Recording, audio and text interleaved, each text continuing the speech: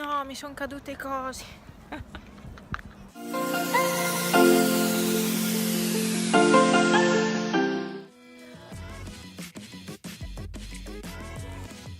Ciao a tutti, allora oggi andiamo a vedere le patate che ha messo, cioè le piante, no, le patate che ha messo mia mamma nel vaso e vediamo se ne sono nate, perché ormai è ora, siamo in ottobre. Scusate gli occhiali da sole, adesso magari, vabbè, giro l'inquadratura e velocizzerò un attimino il video.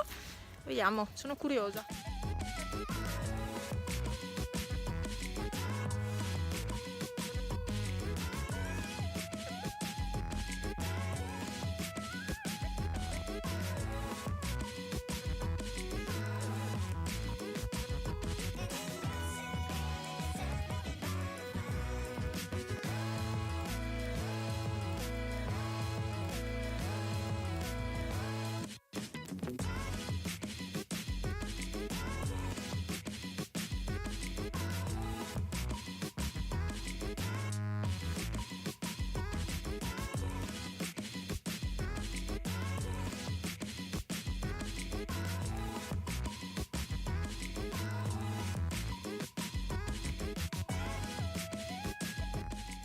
Ecco, patatine, avete visto?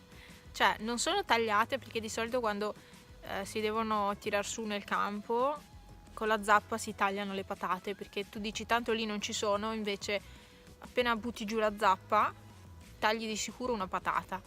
Almeno così non sono tagliate, sono tutte intere, sono sane rispetto a quelle del campo. Quest'anno non le hanno messe nel campo perché non fruttava più e quindi hanno lasciato riposare il terreno, e quindi aveva qualche patata vecchia, le ha messe nel vaso, questo vaso qui, e sono nate le patate, cioè wow, tutte patatine, che buone. C'è anche un ragno, non venirmi addosso, io ho il terrore dei ragni, dovete sapere questa cosa, sono capace di mollare tutto per... E chi è quel gatto? C'è un gatto lì. Ah, è Silvano.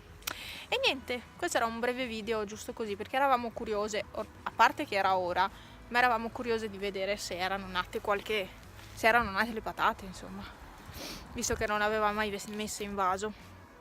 Vabbè, dai, vado. C'è il sole, ma tra un po' tramonta. E niente, vado a scaldarmi all'ultimo sole.